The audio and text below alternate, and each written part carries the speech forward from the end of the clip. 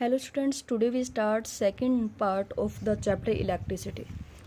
In the previous video we study about the electric potential, potential difference and Ohm's law and how we will get a straight line of potential difference and current and different electric circuit diagrams, all these. Now in this exercise we study about the resistance in series or parallel.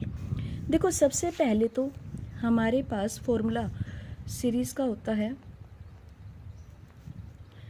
R equal to R1 R2 R3 means हमारे पास 2 3 जितने भी resistance है उसको हमने series में attach कर दिया। और पैरेलल में होता है जब 1/R equal to 1/R1 plus 1/R2 plus 1/R3।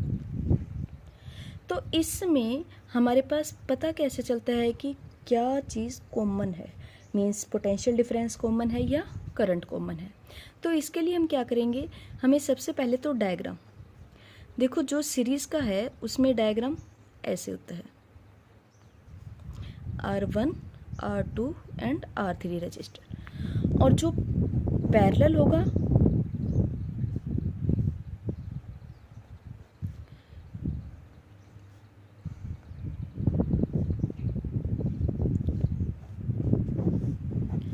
R1 R2 R3।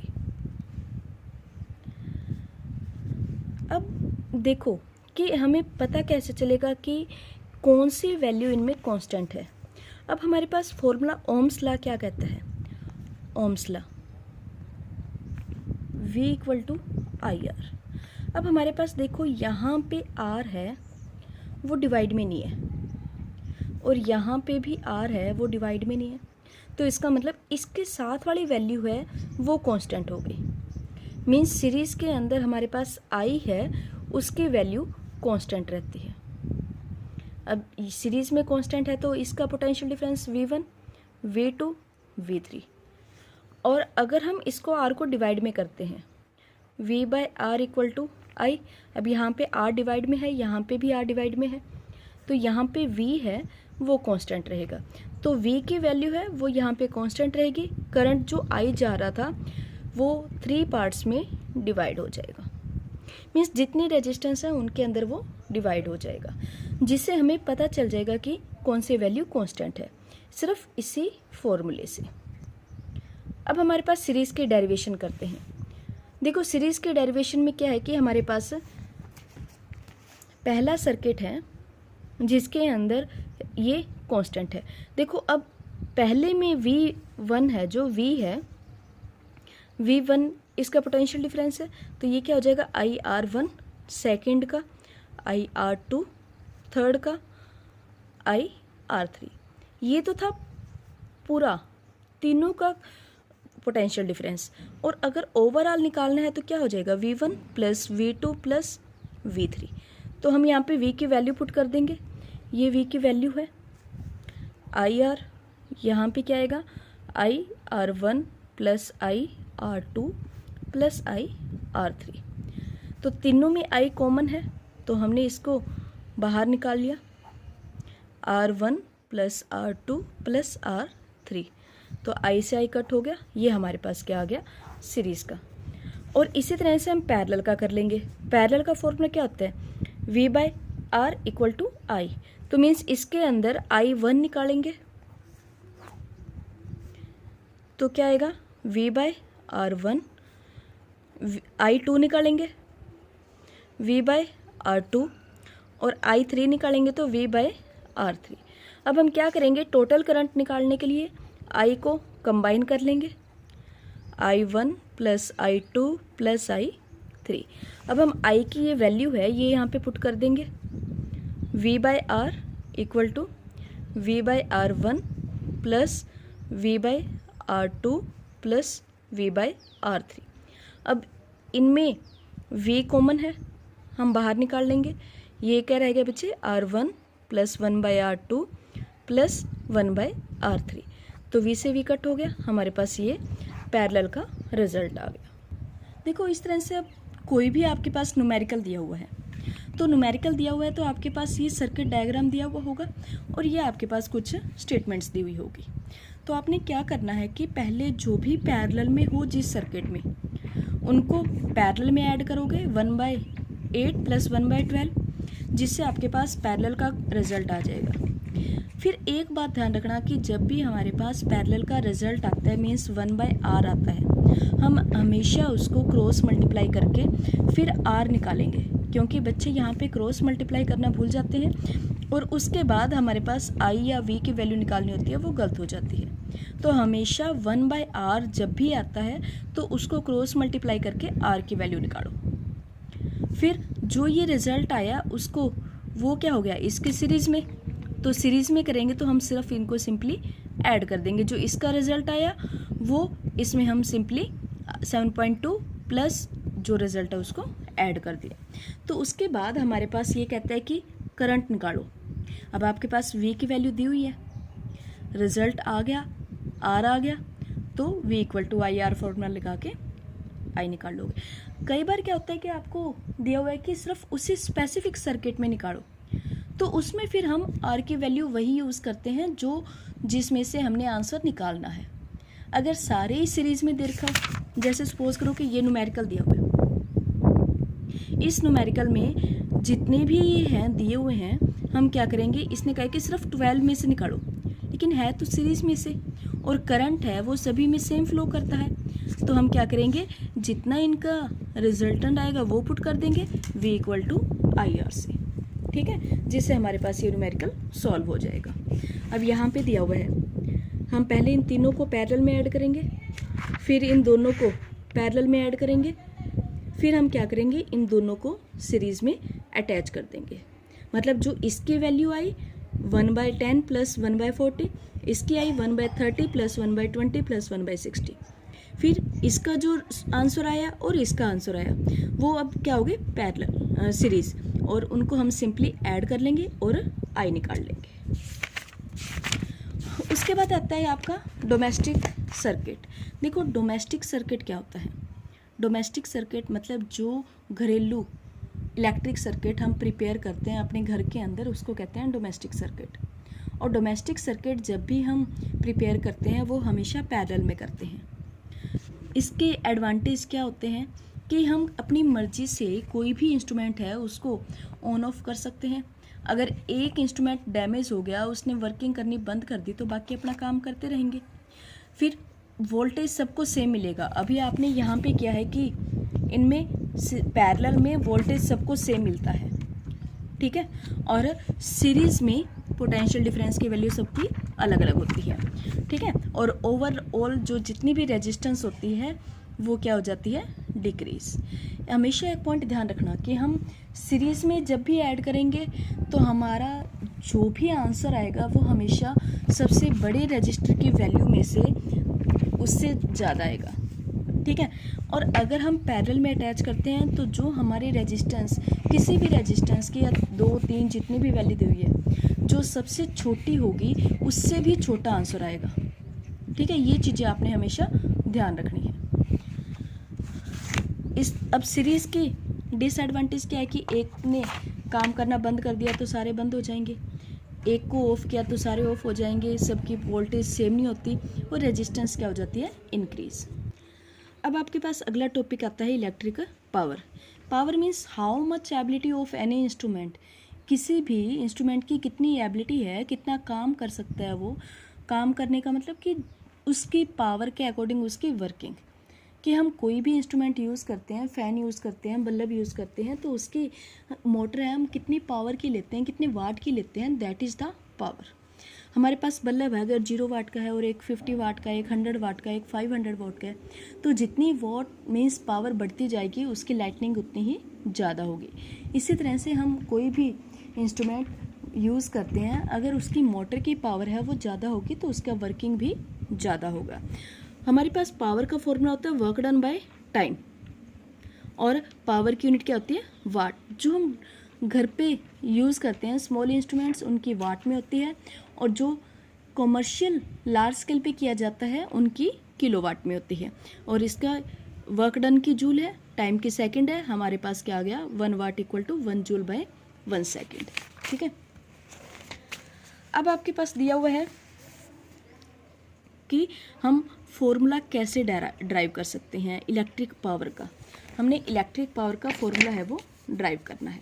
तो हम क्या करेंगे, इसका फॉर्मूला ड्राइव करने के लिए हमें सबसे पहले तो पावर अभी क्या किया हमने, work done by time take. अब वर्क डन हमारे पास पावर क्या है, हमारे पास P equal to W by T. देखो हमने पहले किया था पोटेंशियल डिफरेंस का, पोटेंशियल डिफरेंस क्या था V क्या था कि कितना वर्क डन किया जाता है कितने चार्ज को कैरी करने के लिए, क्यू मीन्स चार्ज। और आपने करंट का फॉर्मूला किया था V I equal to Q by T, means कितना चार्ज कितने टाइम में पास आउट किया जाता है, दैट इज़ द करंट। अब हम क्या करेंगे कि इसकी जो क्यू में वैल्यू है वो पुट कर देंगे। अब हमने क्यू की वैल्यू यहाँ पे पुट कर दी, तो हमारे पास ये क्या आ जाएगा, W, इधर क्यू को हम दूसरी साइड ले जाएंगे, इधर V इंटू क्यू। V क्या है हमारे पास, सॉरी I इंटू टी।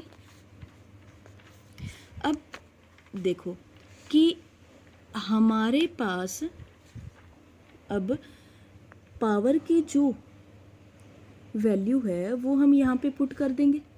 अब हमारे पास ये क्या हुआ, वर्क डन की वैल्यू आ गई, वर्क डन की वैल्यू हम यहाँ पे पुट कर देंगे P इक्वल टू, अब ये क्या हो गया V into I into T by T.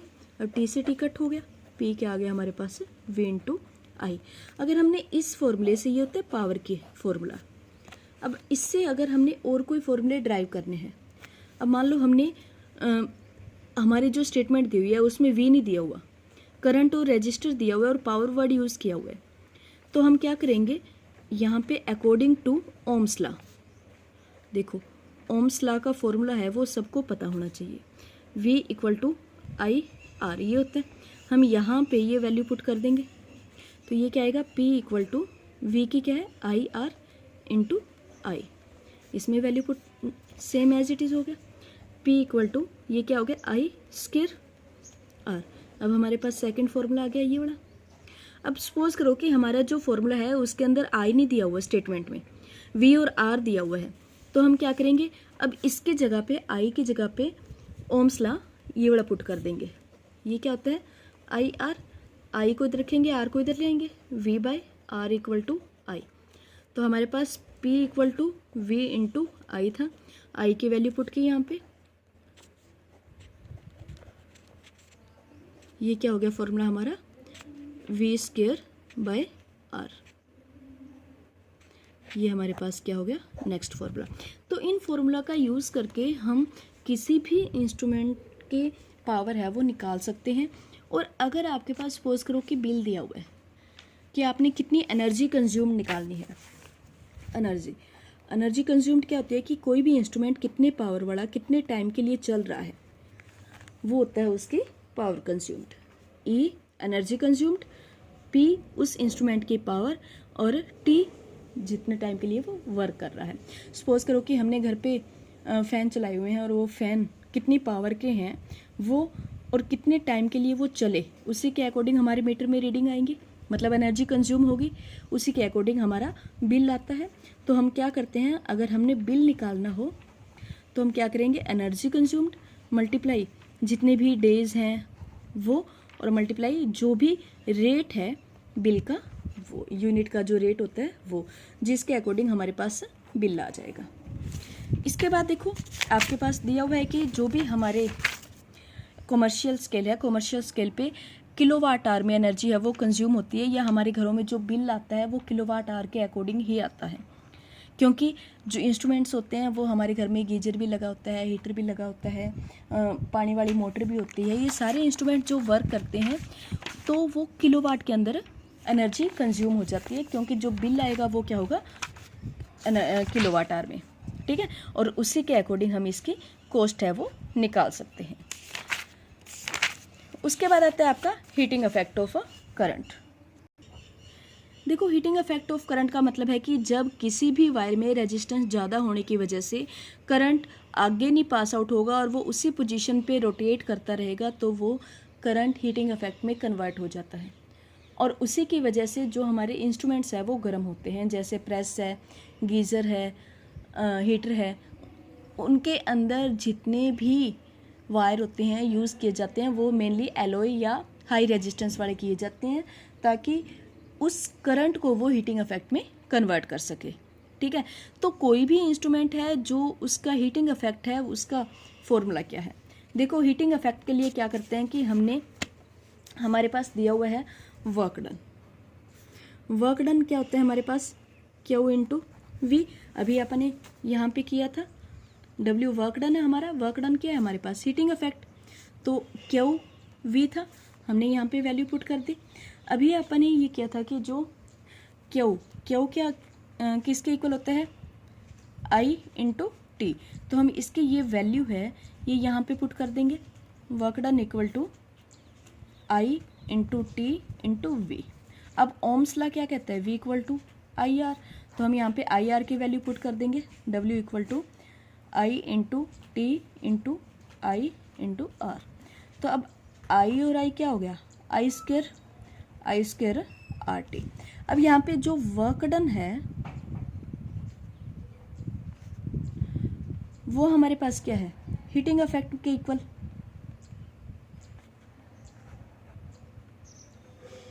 तो हीटिंग इफेक्ट का मतलब है हम यहाँ पे क्या कर देंगे, W इक्वल टू एच हो गया, H equal to I square R T. Means जितनी हम करंट की वैल्यू ज़्यादा पास आउट करेंगे उसमें हीटिंग इफेक्ट उतना ही ज़्यादा होगा, जितनी रेजिस्टेंस ज़्यादा होगी उतना हीटिंग इफेक्ट ज़्यादा होगा, और जितने टाइम के लिए हम करंट ज़्यादा पास आउट करेंगे उतना भी हीटिंग इफेक्ट है वो ज़्यादा होगा। हीटिंग इफेक्ट मीन्स किसी भी इंस्ट्रूमेंट में कितना उसका करंट, रेजिस्टेंस, टाइम सब कुछ मिला के उतना ही ज़्यादा उसका हीटिंग इफेक्ट प्रोड्यूस होगा। और हीटिंग इफेक्ट की H की यूनिट क्या है, जूल। वर्क डन भी जूल है, क्योंकि हमारा जो हीटिंग इफेक्ट है वही हमारा क्या हो रहा है, वर्क डन। ठीक है, उसके बाद आपके पास क्वेश्चन आता है applications of the heating effect of current. Applications मतलब जो डेली यूज़ में इंस्ट्रूमेंट्स हैं उनमें रेजिस्टेंस ज़्यादा हो जाती है, जिसकी वजह से वो हीटिंग इफेक्ट में कन्वर्ट हो जाते हैं। आपके पास ये क्वेश्चन आ जाए कि जो इसमें कोड है, मतलब जो वायर वगैरह कनेक्ट करते हैं वो ग्लो नहीं करता, क्यों, क्योंकि वो गुड कंडक्टर होता है, और गुड कंडक्टर होने के कारण करंट उसमें से ईजिली पास आउट हो जाता है। लेकिन जो अंदर फिलामेंट होता है सिर्फ वही हीटिंग इफेक्ट प्रोड्यूस करते हैं, क्योंकि उसमें हीट ज़्यादा प्रोड्यूस होती है, वो हाई रेजिस्टेंस होने के कारण वो पास आउट करते हैं। और बल्ब के अंदर नाइट्रोजन आर्गन गैसेस भरी होती है, जिसके कारण वो फिलामेंट उन इनर्ट गैसेस के साथ रिएक्ट नहीं करता और अपना हीटिंग इफेक्ट है वो प्रोड्यूस करता रहता है।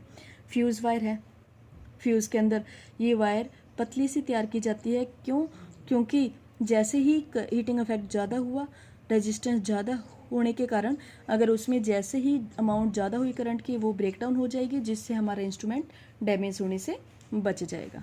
तो ये आपका फर्स्ट चैप्टर था इलेक्ट्रिसिटी का, जिसके बेस पे आपने न्यूमेरिकल्स वगैरह सॉल्व करने हैं। आपको जो भी वैल्यू दी हुई है वो करना है। इसमें सिर्फ एक यही न्यूमेरिकल, एक तो बिलिंग वाला और एक सीरीज पैरेलल रेजिस्टेंस वाला आपने ध्यान से करने हैं। Now thanks and have a nice day.